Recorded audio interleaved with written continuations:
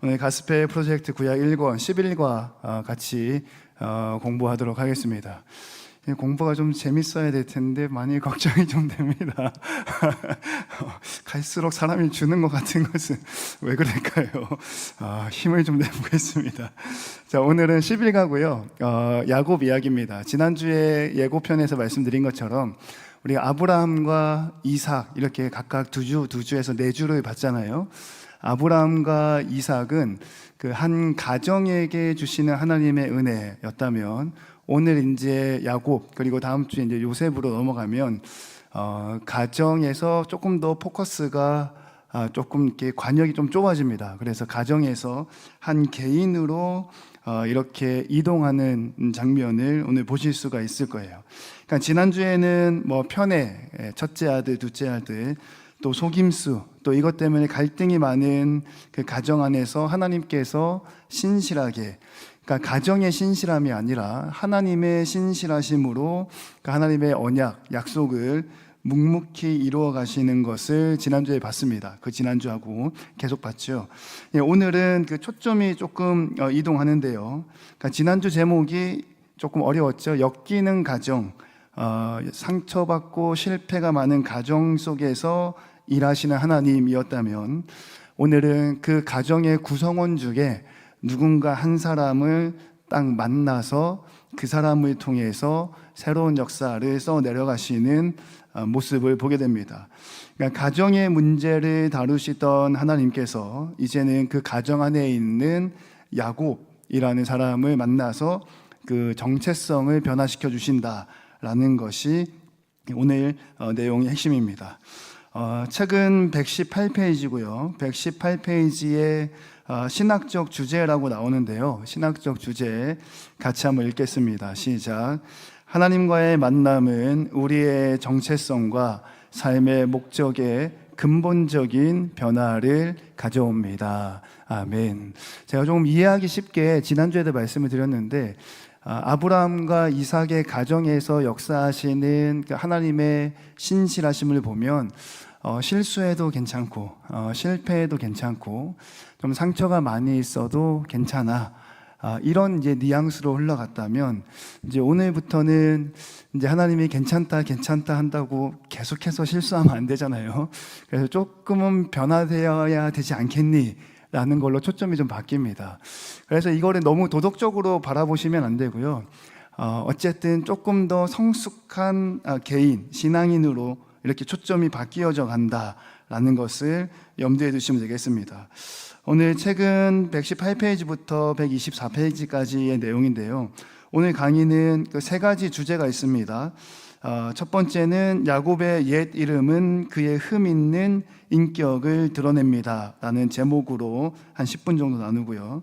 두 번째는 야곱의 새 이름 이스라엘은 하나님의 은혜를 드러냅니다 라는 내용, 121페이지에 2번이라고 되어 있습니다.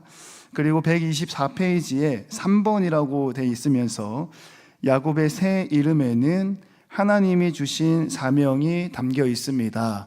124페이지에 이렇게 1, 2, 3으로 해가지고 책에서 쭉 설명을 합니다. 오늘은 이 책의 순서에 따라서 같이 말씀을 나눌 거고요. 1, 2, 3번 안에 또 작은 소제목으로 조금 더 자세히 보겠습니다. 자, 먼저 이렇게 한번 질문을 드려보죠. 사람은 변할 수 있을까? 자, 여러분 어떻게 생각하시나요? 나쁜 사람이 착한 사람 될 수 있나요? 아니면 반대인 경우도 있을 수 있겠죠. 착한 사람이 나쁜 사람이 된다거나. 사람은 과연 변할 수 있을까? 우리나라 옛말 속담 중에 검은 머리는 거두는 게 아니다, 뭐 이렇게 좀 안 좋은 맥락으로 사용되었던 그런 속담이 있습니다. 그죠? 그러니까 잘 안 바뀐다는 거죠. 그 사람의 본성과 천성과 또 습관, 그 중독되어져 있는 나쁜 것들이 잘 바뀌지 않는다, 이제 이런 의미로 그 나쁜 속담이 있는데요. 사람은 변할 수 있을까? 이게 이제 첫 번째 우리에게 주어지는 질문입니다. 왜냐하면 아브라함의 그 가정사를 우리가 알잖아요. 그 얼마나 속임이 많았는지. 이삭의 가정사도 우리가 잘 알고 있죠. 큰아들, 둘째 아들 편애했던 엄마 아빠 이야기를 알고 있잖아요. 그리고 오늘 주인공은 야곱인데 야곱도 뭐 보통 사람은 아니죠. 그리고 오늘 자세히는 살펴보진 않겠지만 야곱이 외삼촌 라반의 집에서 잠깐 이렇게 머물잖아요. 도망쳐서. 그 외삼촌도 뭐 보통 사람은 아닌 것 같습니다. 자기 조카를 14년을 속여서 이렇게 일을 시켰으니까. 참 나쁜 인물들이 많이 등장하는데 질문이 이렇게 되는 거예요. 사람은 과연 변할 수 있을까? 새해가 되면 우리가 많은 결심들을 합니다. 그죠? 뭐 운동을 해야겠다라든지 금연을 해야겠다든지 아니면 뭐 다시 내가 믿음 생활을 열심히 해야겠다라든지. 근데 우리가 잘 알고 있겠지만 작심삼일이라는 말이 괜히 있는 것 같지는 않습니다. 그죠? 저도 많이 경험을 해봤고 잘 안 되더라고요. 열심히 해보려고 하는데 뜻대로 잘 안 되는 경우를 많이 경험하게 됩니다. 아마 야곱도 비슷한 위치에 있는 것 같아요. 아마 본인이 형님을 속이고 또 아버지를 속이고 엄마랑 짜고 외삼촌의 집에서 굉장히 고생을 많이 했잖아요. 그 사랑하는 아내를 얻기 위해서 7년을 수일처럼 여기서 일을 했는데 눈 떠보니까 다른 여자가 옆에 있었고 다시 또 7년을 일하면서 엄청 고생과 괴로운 일을 많이 당했단 말이죠. 그리고 좀 뉘친 것 같아요. 다시 형님을 만나러 고향으로 돌아오는 길에 막 조마조마하고 불안해하고 하는 모습을 보면 그 마음 상태로는 그래도 많이 14년간 고생하면서 좀 뉘우친 것 같다라는 생각이 좀 드는 장면이죠. 근데 뭔가 내가 변해야겠다, 다시 좋은 모습으로 가야겠다 이렇게 결심을 하고 애쓰고 노력하지만 이게 이제 잘 안 된단 말이에요. 그 장면이 오늘 본문 말씀에 같이 나옵니다. 그러니까 야곱은 속이고 계산하고 내 거를 꽉 쥐고 있고 또 자기가 복을 쟁취하려고 애썼던 사람인데 이런 사람이 결심하고 결단하고 수고한다고 해서 과연 얼마나 바뀔 수 있을까? 이런 질문 앞에서 아까 제가 던졌던 그 속담 이야기가 있잖아요. 머리 검은 짐승은 거두는 게 아니다 라는 이야기가 괜히 생겨난 것은 아니다 라는 생각을 하게 되는 거죠. 근데 오늘 우리가 살펴볼 그 성경 말씀의 내용은 자기 결심만으로는 절대 깊이 변할 수가 없습니다. 어느 정도 시도는 해볼 수 있는 것 같아요. 또 그리고 그거는 반드시 필요합니다. 반드시 필요한 부분인데 명확하게 자신의 인생이 하나님 앞에서 자빠지고 꼬꾸라지고 우리가 180도 변한다라고 얘기하잖아요. 이거는 자신의 노력만으로 결심만으로 되는 게 아니라 그 인생 가운데 하나님께서 전적으로 역사하셔야 된다. 그리고 오늘 만나볼 장면이 그러한 하나님의 역사의 장면인데 이 말씀을 통해서 우리의 가정 안에도 그러한 일들이 일어나기를 주님의 이름으로 간절히 축원합니다. 야곱은 새롭게 출발하기 위해서요 뭔가 좀 많이 바꿨습니다. 고향을 떠났고 외삼촌 집에 가 있었고 재산도 많이 늘었고요. 또 갈 때는 혼몸이었지만 올 때는 아내도 생겼고 뭐 가족도 생겼습니다.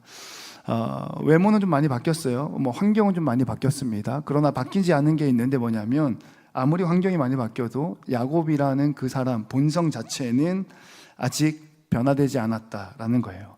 그리고 그 상황에서 형님 에서 조금 뉘우친 건 있었나 보죠. 형님 에서를 만나러 오는 장면, 그리고 그 가정 가운데 우리가 아는 것처럼 하나님을 만나서 씨름하는 장면이 말씀에 나오게 되죠.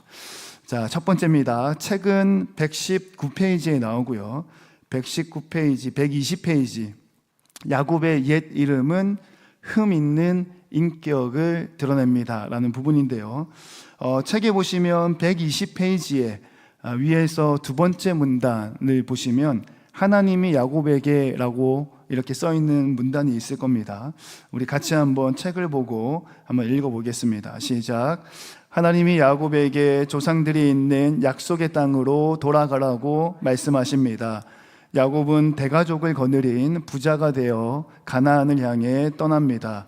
그러나 야곱의 언약의 상속자로서 하나님의 약속들을 물려받기 위해서는 변화가 필요했습니다.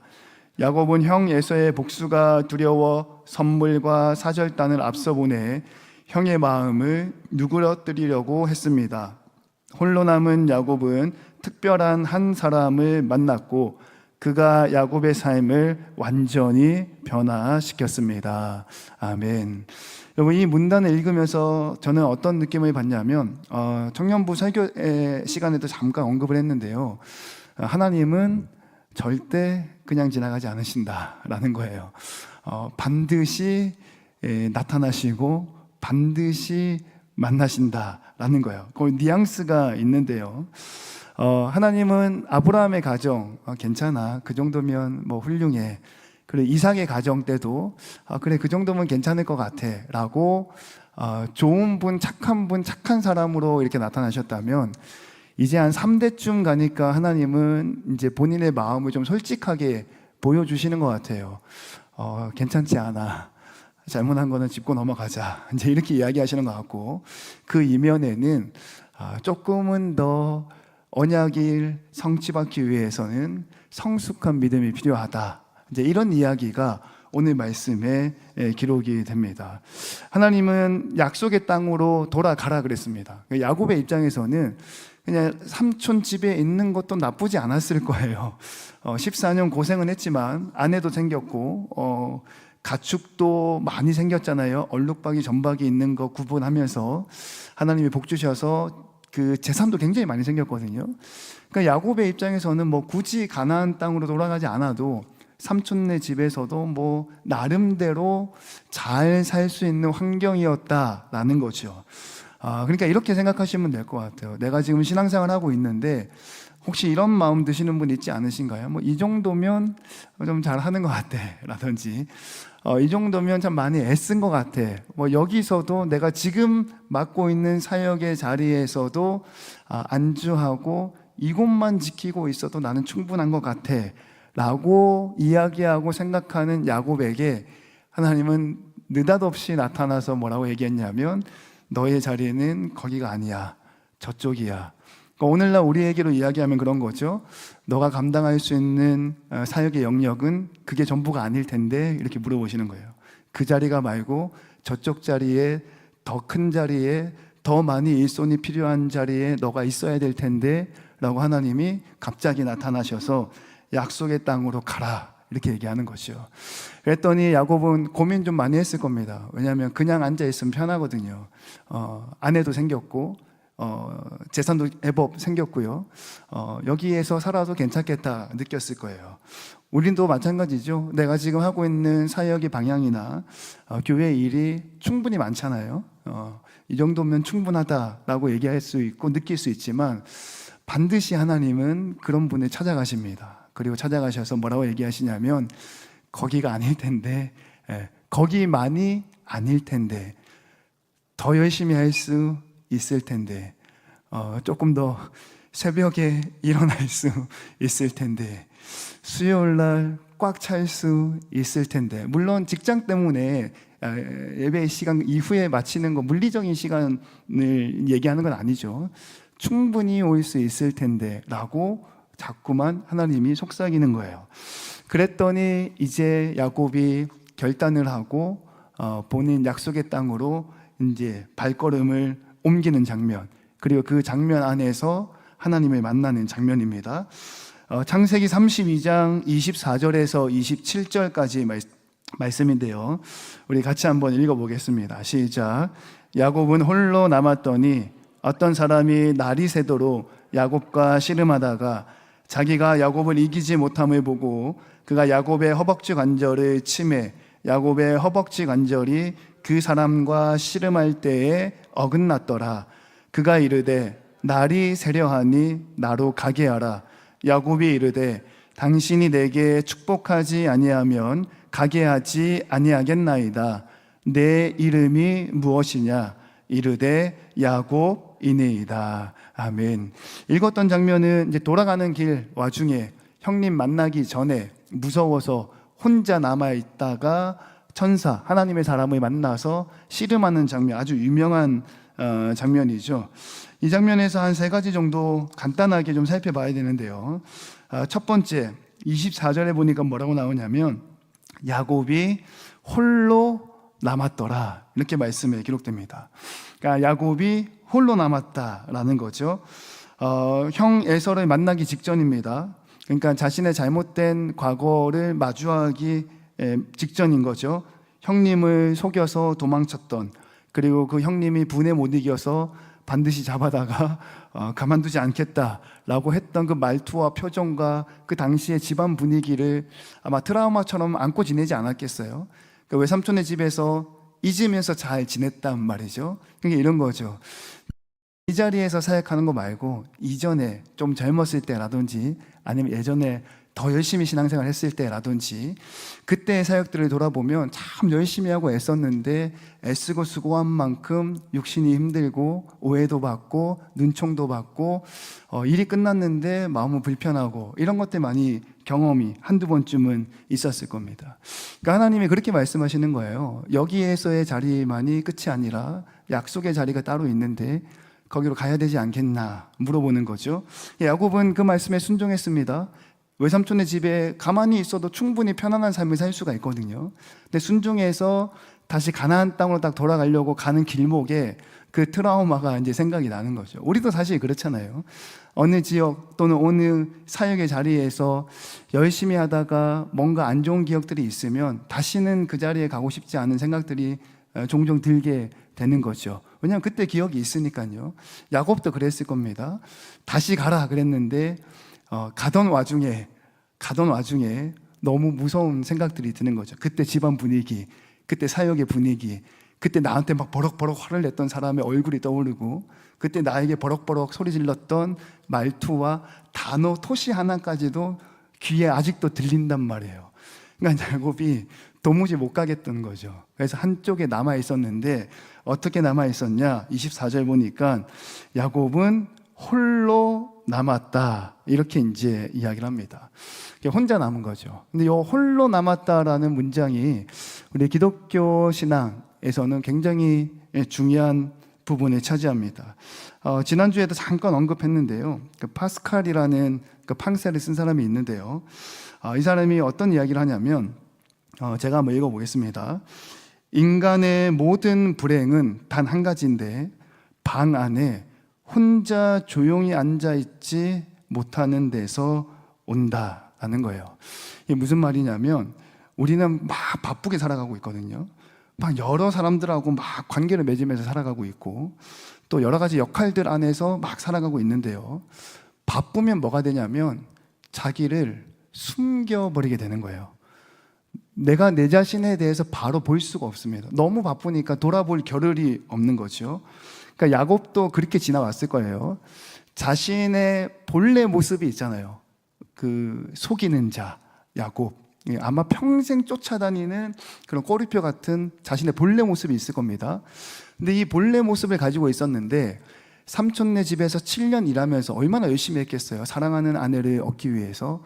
바쁘게 지내다 보니까 자신의 그 옛날 모습을 잊어버리고 지내는 거예요.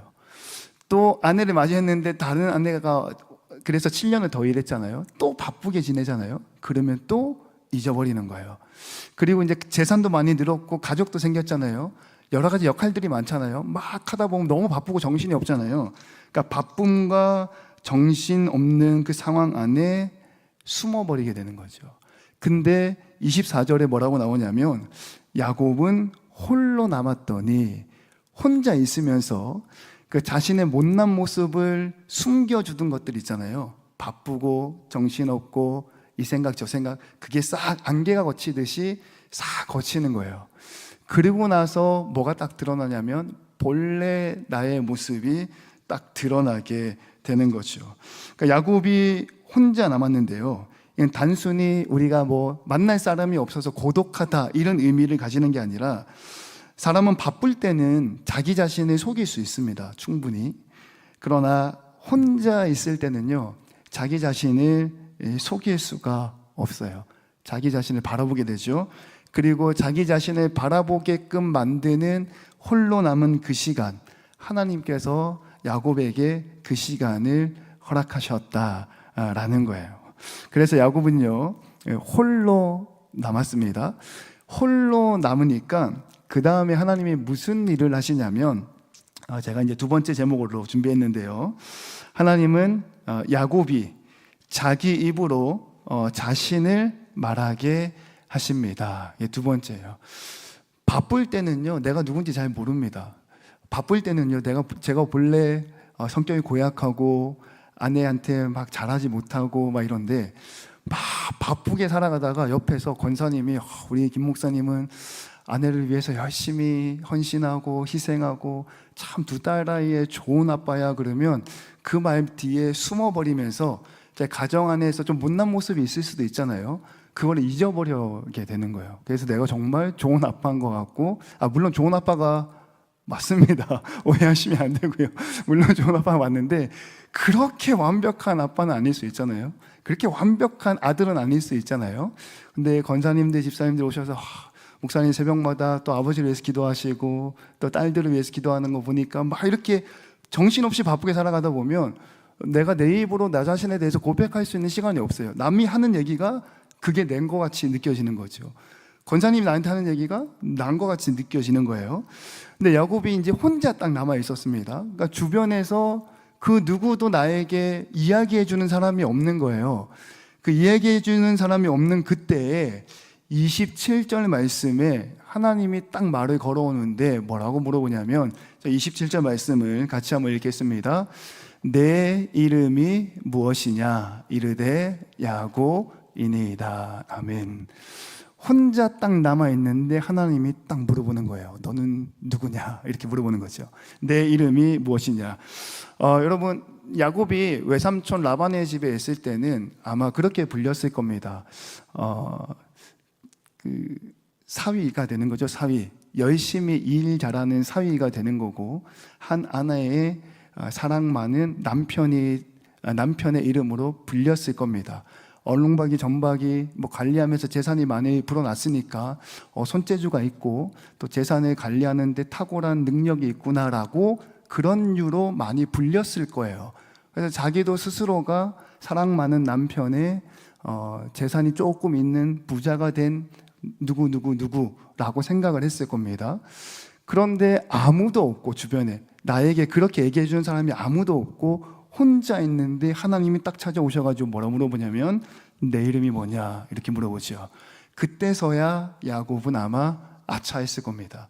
자신의 이름이 뭐냐면, 우리가 지난번에 말씀을 들어서 아는 것처럼 발 뒤꿈치를 잡은 자, 속이는 자, 남을 밀어내고 올라가는 자가 야곱의 이름의 뜻이고, 또 야곱은 또 그렇게 살아왔단 말이죠. 그거를 까마득하게 잊어버리고 있었어요. 자기가 굉장히 괜찮은 사람으로 알고 있었죠. 주변에서 그렇게 불러주니까. 근데 아무도 없이 혼자 있을 때 하나님이 찾아와서 전곡을 딱 찌르는데, 그 전곡이 딱 찔리니까 뭐가 되냐면, 내가 이렇게 형편없는 사람이었구나. 내가 이렇게 하나님의 은혜가 아니면 살 수가 없는 부족한 사람이었구나 라는 거를 딱 드러나게 된다라는 거예요. 그래서 사실상 제 이름은 야곱입니다 라고 대답했는데, 그냥 야곱입니다, 제 이름은 누구누구입니다, 그런 문맥상의 의미가 아니라 저는 야곱인데 이런 의미가 될 거예요. 제 힘으로 어떻게든 복을 받으려고 애썼던 사람이고, 어떻게든 남을 이용해서, 그것이 부모건 형제건 누구든지 간에 속여서 내 것을 챙기려고 했던 나는 그런 사람입니다 라는 고백이었다라는 거예요. 그러니까 하나님은요, 야곱을 홀로 두게 만들었습니다. 아무도 그 주변에서 야곱에 대해서 평가를 못하게 만들어버렸어요. 그리고 나서 하나님이 찾아와서 탁 물어봅니다. 네 이름이 뭐냐? 라고 물어봤더니, 그때서야 야곱이 본인 입으로 자신의 부족한 부분을 고백하게 된다라는 거죠. 그리고 난 다음에 세 번째인데요. 세 번째는 제가 이렇게 한번 소제목을 붙여봤습니다. 변화는 자기 미화가 멈출 때 시작됩니다 라는 거예요. 무슨 말이냐면 이런 거죠. 나는 좀 괜찮은 사람인 것 같아. 조금 더 현실적으로 얘기하면, 이 정도면 충분히 열심히 하고 있는 것 같아 라든지, 이 정도면 훌륭하지 않아 라고 자기를 아름답게 미화를 시킨다는 거예요. 근데 그래도 조금 예수 믿는 사람들은 착하거든요. 스스로 그렇게는 안 합니다. 스스로는 그렇게 안 하고 내 주변에 있는 사람이 나한테 계속 그러는 거예요. 아유, 김 목사님 새벽마다 기도하는 거 보니까 참 멋진 아들인 것 같아. 이러면 사실 한 아버지랑 통화 안 한 지 한 2주 넘었거든요. 어머니랑은 통화했습니다. 어머니랑 통화했고 이번 주 금요일인지 마지막 항암 8차 하시는데 어머니랑 통화했습니다. 아버지랑은 통화 못했고 주변에서 자꾸 얘기를 해주니까 자기가 좀 괜찮은 사람인 것 같은 거예요. 아이고 새벽에도 나오고 수요일도 나오고 금요일도 나오고 전도 모임도 나오고 하니까 자기가 자꾸만 괜찮은 사람인 것처럼 보인다는 얘기죠. 근데 언제 하나님을 만나고 언제 인격의 변화가 생기냐면 그런 자기 미화가 멈출 때 변화가 일어난다라는 거예요. 그러니까 이제 질문은 이런 거죠. 우리 오랜 세월 동안에 자신의 야곱됨을 정당해 오지는 않았습니까? 두 가지가 있는 거예요. 첫 번째는 나는 괜찮은 사람이야. 이거에 대한 정당화. 그 두 번째는 조금 이제 신앙적으로 성숙하다라고 볼 수 있지만 그래도 솔직하신 분들이 있어요. 나는 본래 그런 사람이야. 나는 본래 말투가 그래. 나는 본래 화를 많이 내. 나는 본래 잘 삐져. 나는 뒤끝이 없어. 이렇게 야곱의 옛된 성격을 스스럼 없이 드러내면서 그것을 정당화하고 있다라는 거죠. 그러니까 하나님이 야곱을 만나서 내 이름이 무엇이냐라고 물어봤을 때 정말 이름을 몰라서 물어본 게 아니죠. 본인 스스로가 본인이 얼마나 못난 사람인지를 고백하도록 아주 기가 막히게 유도신문을 하고 있다라는 거예요. 그러니까 혼자 있을 때, 그리고 하나님이 이름을 물어볼 때, 그리고 자기 스스로가 자신의 못난 모습을 고백할 때, 그때 바로 무슨 역사가 나타나냐면 야곱에서 이스라엘이라는 이름으로 변화가 된다라는 거죠. 책은 121페이지고요. 121페이지에 두 번째 숫자 2라고 되어져 있는 부분, 야곱의 새 이름 이스라엘은 하나님의 은혜를 드러냅니다 라는 거예요. 그러니까 이 하나님의 은혜를 드러냅니다, 요 안에 어떤 내용이 있냐면 이름이 바뀌었잖아요. 이름이 바뀐 것은요, 자기가 스스로 바꾼 게 아닙니다. 하나님께서 그렇게 하도록 선언했다라는 거죠. 그러니까 이름의 변화는 자기 개선이 아니고요, 하나님의 선언이었다. 이게 굉장히 중요한 두 번째 제목의 첫 번째 소 제목입니다. 창세기 32장 28절 말씀인데요. 창세기 32장 28절 말씀 같이 한번 읽겠습니다. 시작. 내 이름을 다시는 야곱이라 부를 것이 아니요 이스라엘이라 부를 것이니 이는 내가 하나님과 및 사람들과 겨루어 이겼음이니라. 아멘. 여기에서 중요한 것은 야곱이 스스로 이름을 바꾸지 않았다라는 겁니다. 야곱이 스스로 자기를 변화시키려고 이미지를 바꾸지 않았다라는 거죠. 근데 우리는 종종 그런 사람들이 있습니다. 남들에게 잘 보이고 싶어서 남들에게 좋은 이미지와 좋은 인상으로 또 좋은 사람으로 남고 싶어서 자기를 이렇게 포장하는 사람들을 또 새롭게 브랜딩하는 사람들을 많이 보죠. 뭐 사람들 뿐이겠어요. 기업들도 마찬가지겠죠. 기업들, 여러분 스타벅스 커피 아시죠? 요즘은 좀 덜한데요. 스타벅스 커피숍에 가면 항상 그 옆에 같이 있는 커피숍이 하나 있습니다. 혹시 아세요, 여러분?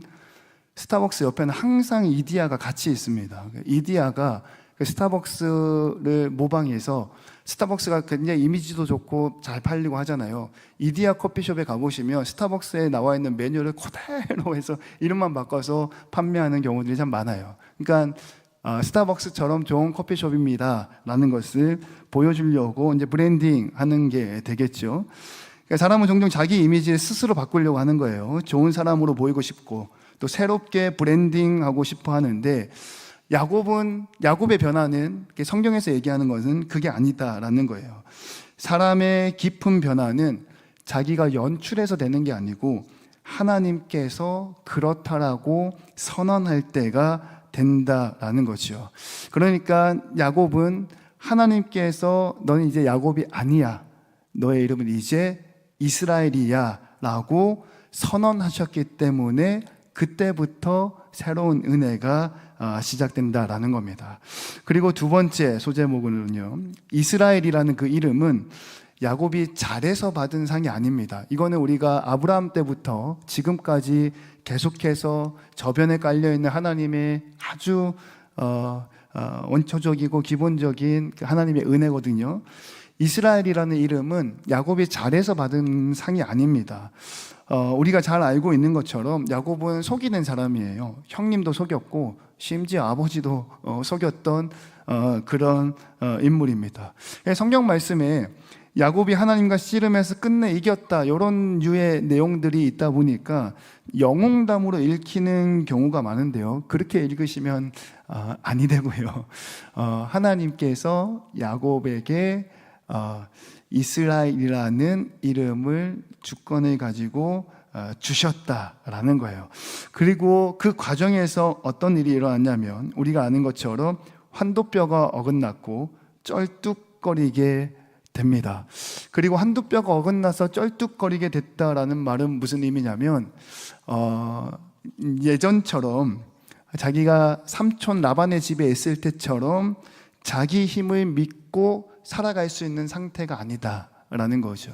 이제는 누가 나를 걷는 것에 도와주지 않으면 살아갈 수가 없는 그런 모습이 되었다. 그렇기 때문에 이스라엘이라는 그 새로운 이름은요, 뭔가 싸워서 쟁취한 승리의 이름이 아니고요, 하나님이 주신 은혜의 표시다라는 거예요.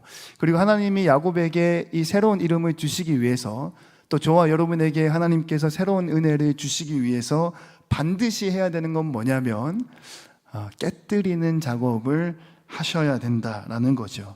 그러니까 축복 이전에 깨뜨림의 작업이 필요한데, 그 깨뜨림의 작업이 오늘 본문 말씀에 나타났다라는 겁니다.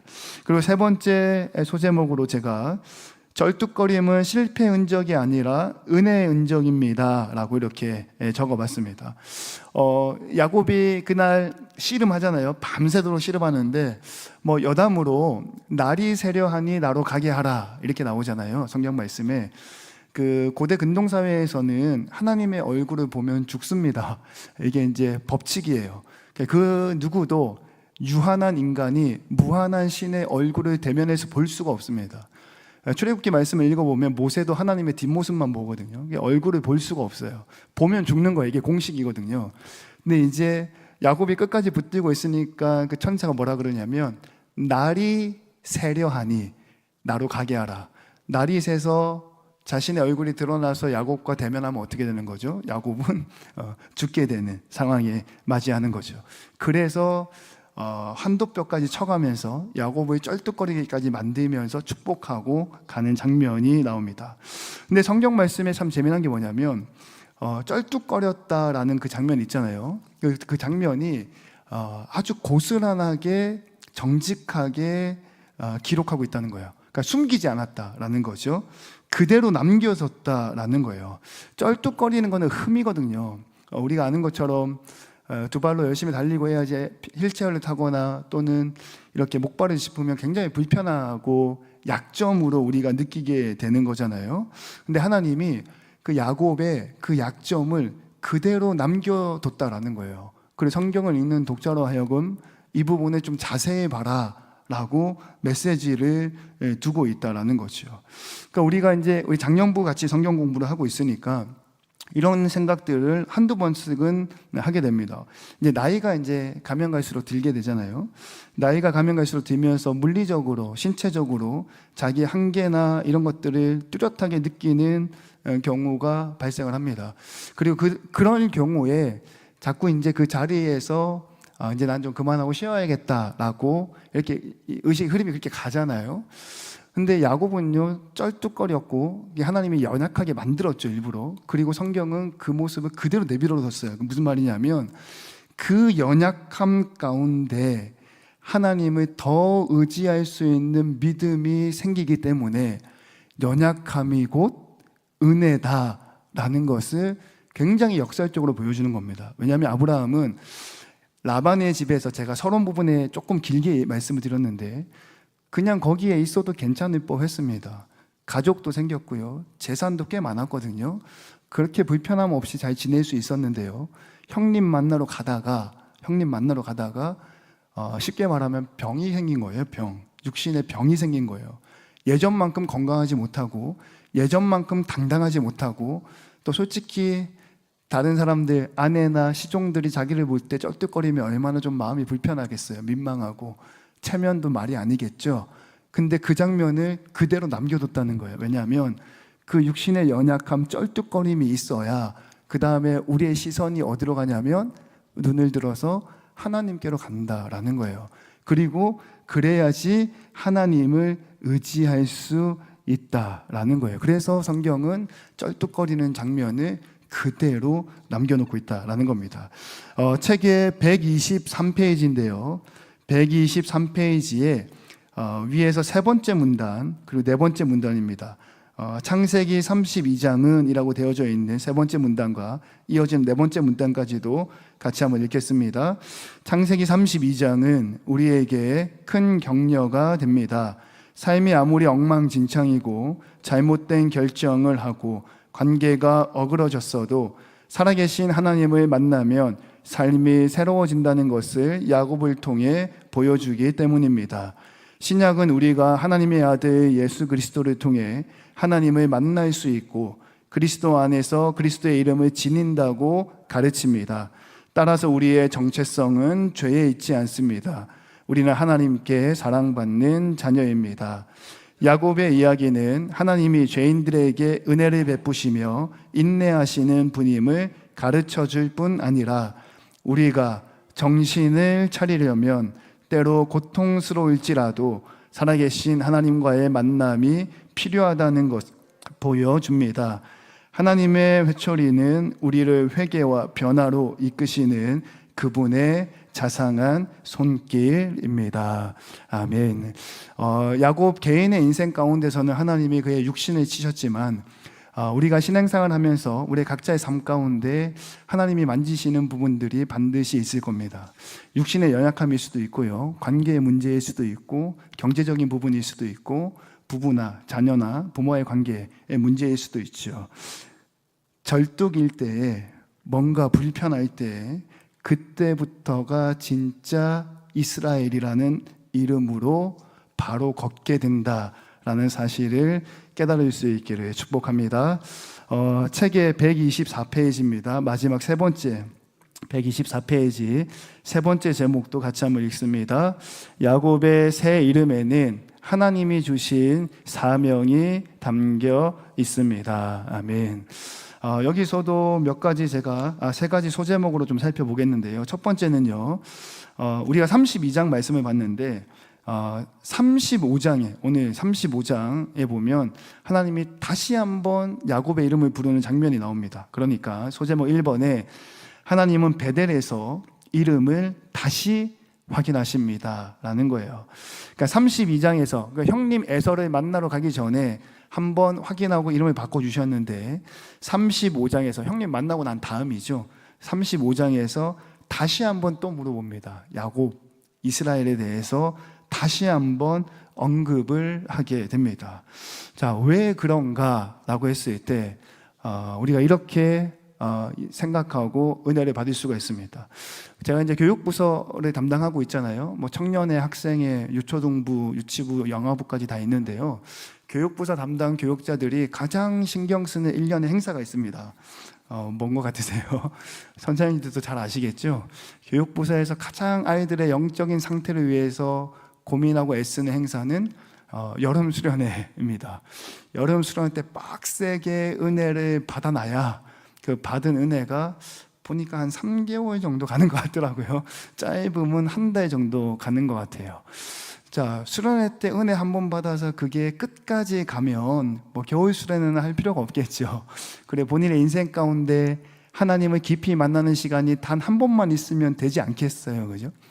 야곱이 창세기 32장에 처음 하나님을 깊이 만납니다. 이름이 바뀌죠. 그리고 형님을 만났어요. 그 문제도 잘 해결됐거든요. 형님이 400명 데리고 나왔지만 싸우자고 나온 게 아니라 화해하기 위해서 나와 있었고 문제는 잘 해결됐습니다. 근데 35장 한참 시간이 지난 뒤에 하나님이 또 야곱을 만나서 그의 이름 이스라엘 이름을 다시 한 번 더 확인시켜 주는 장면이 나와요. 그러니까 하나님이 다시 왔다라는 거죠. 다시 만난다라는 거죠. 내 이름은 이제 이스라엘이다. 이걸 통해서 우리가 알 수 있는 부분은 뭐냐면요, 은혜는 한 번 받는다고 끝나는 게 아닙니다. 이거 굉장히 중요한 내용인데요, 은혜는 한 번 받는다고 끝나는 게 아닙니다. 은혜는 계속해서 사모하고 계속해서 받아야 하는 거죠. 하나님이 야곱의 32장의 이스라엘, 35장의 이스라엘 이야기를 하면서 하시고자 하는 말씀은 뭐냐면, 은혜는 한 번 받는 것에서 그치는 게 아니라 매 순간순간 자주 받아야 된다라는 거죠. 그리고 그 받은 은혜는 나에게 쓰는 게 아니라 다른 사람에게 흘려보내야 된다는 겁니다. 책의 124페이지인데요, 중간 부분에 하나님이 백성을 이라고 되어져 있는 부분 같이 읽겠습니다. 하나님이 백성을 축복하시는 목적은 복을 쌓아두게 하기 위해서가 아닙니다. 하나님의 복을 받은 이들이 다른 사람들의 축복이 되게 하기 위해서입니다. 하나님은 사람들을 변화시켜서 다른 사람들을 위한 변화의 매개자가 되게 하십니다. 창세기 35장 9절에서 10절 말씀도 같이 한번 읽겠습니다. 야곱이 밧단 아람에서 돌아오매 하나님이 다시 야곱에게 나타나사 그에게 복을 주시고, 하나님이 그에게 이르시되 내 이름이 야곱이지만은 내 이름을 다시는 야곱이라 부르지 않겠고 이스라엘이 내 이름이 되리라 하시고, 그가 그의 이름을 이스라엘이라 부르시고. 아멘. 32장에 나타났는데 하나님이 까먹으신 것은 아니시죠? 다시 한번 또 나타납니다. 그러니까 받은 은혜가 한 번이 아니라, 지난번 부흥회 때 은혜 받았으니까 이번 부흥회는 조금 뒤에 앉아 있을까, 이 태도가 아니다라는 거죠. 지난번엔 부흥회 때 은혜 받았으니까 이번 부흥회 때는 더 큰 은혜를 사모해야겠구나 라는 말씀이 오늘 여기에서 나오는 겁니다. 그리고 두 번째 소제목을 제가 새 이름에는 새 사명이 담겨 있습니다 라고 적었고요, 책은 124페이지입니다. 124페이지 맨 아래에 있는 문단, 야곱의 삶, 거기 한번 같이 읽겠습니다. 야곱의 삶을 보십시오. 하나님이 야곱을 축복하고 변화시키셨습니다. 이스라엘이 온 세상을 변화시키는 축복의 통로가 되게 하셨습니다. 하나님이 어떻게 야곱에게 새 이름을 주셨는지, 또 그것이 어떻게 하나님이 아브라함에게 약속하신 축복과 이어지는지 생각해 보십시오. 아멘. 창세기 35장 11절과 12절 말씀 읽습니다. 하나님이 그에게 이르시되 나는 전능한 하나님이라, 생육하고 번성하라. 한 백성과 백성들의 총회가 내게서 나오고 왕들이 내 허리에서 나오리니, 내가 아브라함과 이삭에게 준 땅을 내게 주고 내가 내 후손에게도 그 땅을 주리라 하시고. 아멘. 이 말씀을 보면 하나님이 야곱에게 이스라엘이라고 이름을 바꿔주셨는데요, 그냥 단순히 이름만 바꿔주신 게 아니라 축복을 더해 주셨는데, 말씀을 좀 살펴보면 생육하고 번성하라 라는 이제 복을 주셨고, 그 다음에 백성이 나오겠고, 또 백성들의 총회가 야곱에서부터 나오겠다라는 축복을 해주셨고, 왕들도 야곱에서부터 나오겠다라고 축복하셨고, 이 땅을 야곱의 후손에게도 주시겠다라고 또 축복을 해 주십니다. 그러니까 새로운 이름을 주셨는데, 이 새로운 이름은 단순히 야곱을 위로하는 데서 그치는 게 아니라, 새로운 이름은 하나님의 새로운 계획 안에 들어가는 소명이다라는 사실이에요. 야곱의 인생을 보면 세 가지로 그 인생이 달라지는 걸 봅니다. 책에는 125페이지 중간 부분에 이렇게 박스가 되어져 있을 건데요, 야곱의 발전 과정을 적어 보십시오 라고 되어져 있잖아요. 거기에 이렇게 들어가면 맞을 것 같아요. 첫 번째는 축복이고요, 하나님이 야곱에게 복을 주셨죠. 그리고 두 번째는 10절 말씀에는 그 축복이 어떤 결과를 가져왔냐면 새로운 정체성을 가지고 왔다, 새 정체성이라고 적어주시면 될 것 같고요. 맨 끝에 마지막에는 그런 새로운 정체성인데 그 다음은 어떻게 할 거냐, 책임과 사명에 있다라는 거예요. 그러니까 받은 축복과 변화된 삶의 기쁨을 야곱 혼자 자신 안에 가두는 게 아니라 이게 다른 사람에게끔 흘러가게끔 하는 사명을 가지고 책임을 가져야 된다라는 거죠. 그래서 제가 세 번째 소제목으로요, 복은 쌓아두라고 주시는 것이 아니라 흘려보내라고 주십니다 라고 제가 따로 한번 적어봤습니다. 그러니까 하나님이 야곱을 축복하셔서 새로운 정체성을 주셨고 변화가 되었는데, 그런 축복의 목적은 야곱 혼자 잘 되라고 주신 게 아니라 그를 통해서 다른 사람들도 그런 복을 받게 되기를 원하는, 그러니까 축복의 통로가 되어야 한다라는 것이 있죠. 그러면 우리도 이 말씀을 우리의 인생 가운데 좀 적용할 수 있습니다. 하나님이 내게 주신 은혜의 통로들, 내게 주신 복들이 있거든요. 믿음의 복을 받으신 분도 있고, 직분의 복을 받으신 분도 있고, 물질의 복을 받으신 분도 있고, 또는 더 많은 경험의 복을 받으신 분도 있고, 관계의 복, 위로의 복을 받으신, 회복의 복을 받으신 분들도 아마 계실 겁니다. 그리고 이렇게 내가 받은 복은 나의 만족과 유익을 위해서 내 안에 쌓아두라고 있는 게 아니라 누군가에게, 믿음이 필요한 자에게 믿음을 흘려보낼 수 있어야 되고, 물질이 필요한 자에게는 물질을 흘려보낼 수 있어야 되고, 위로가 필요한 자에게는 위로를 흘려보낼 수 있어야 되고, 회복이 필요한 자에게는 회복을 흘려보낼 수 있어야 한다라는 거죠. 그러니까 신앙은 내가 복을 얼마나 많이 받았는가의 자리가 아니라 내가 받은 복을 누구에게 흘려보내주고 있는가. 신약 말씀에서 예수님께서 부활하신 다음에 제자 베드로를 찾아가서 네가 나를 사랑하느냐, 아주 살벌한 질문을 3번이나 하시잖아요. 굉장히 뜨끔했을 건데요, 중요한 건 뭐냐면 네가 나를 사랑하느냐라는 질문보다 더 중요한 것은 베드로가 제가 주님을 사랑합니다라고 얘기했을 때 그 다음에 그래 잘했다, 거기서 그치지 않고 예수님 뭐라 말씀하셨냐면, 기억하시는 것처럼 내 양을 먹이라. 그렇죠. 나에게 속한 어린 양을 먹이라. 나에게 속한 양을 치라. 나에게 속한 양을 먹이라. 먹이다라는 헬라어를 살펴보면 돌보다라는 뜻을 가지고 있어요. 그러니까 의역해서 설명을 해보면, 베드로야, 네가 나를 3번 부인하고 속였음에도 불구하고 내가 너를 용서해줬지, 너도 가서 누군가를 용서하는 사람이 되라 라는 거예요. 받은 은혜를 나에게 가두지 말고 흘려보내라 라는 거죠. 시간이 조금 관계로 신학적, 철학적 통찰은 그냥 지나가겠습니다. 얼굴만 보여주세요. 한 번쯤 본 사람들 이름은 기억하실 겁니다. 넘겨주시고. 저 사람 기억나시죠? 기억 안 나시나요? 키엘 케고르라고 이제 우리 일과 때 했던 사람이고요. 이 사람이요. 옆에만 제가 읽어볼게요. 그 야곱의 내용을 뭐라고 표현하고 있냐면, 하나님 없이 자기 힘으로 자신의 인생을 붙들고 사는 자, 그런 자가 누구냐면 죽음에 이르는 병, 절망에 걸린 사람이다 라고 설명을 하고 있습니다. 다음 그림 넘겨주시면 리케르라는 사람인데요, 또 한번 읽어보죠. 간단하게 제가 읽겠습니다.